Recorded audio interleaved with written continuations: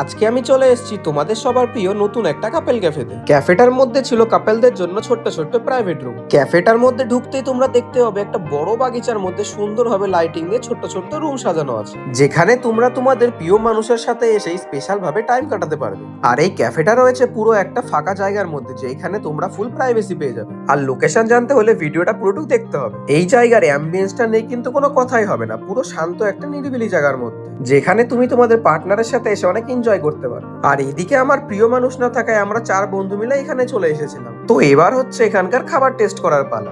আমরা সবার ফার্স্টেই চা অর্ডার করে দিয়েছিলাম, আর প্রথম চুমুকে চাটা মোটামুটি খেতে আমার ভালোই লেগেছিল। তারপর আমরা অর্ডার করে নিলাম 1 প্লেট চিকেন পকোড়া। 60 টাকা হিসেবে পকোড়াগুলো কোয়ান্টিটি ভালোই ছিল, আর যদি বলি টেস্টের কথা, চিকেনের থেকে বেশি আমি হার পেয়েছিলাম। ওভারঅল ক্যাফেটা কাপেলদের জন্য পুরো বেস্ট ছিল। আর লোকেশন জানতে হলে ফলো করে কমেন্ট করে দিও। এরকমই আরো ক্যাফের ভিডিও দেখতে চাইলে আমাকে ফলো করতে ভুলবে না কিন্তু। দেখা হচ্ছে পরে একটি ভিডিওতে। টাটা।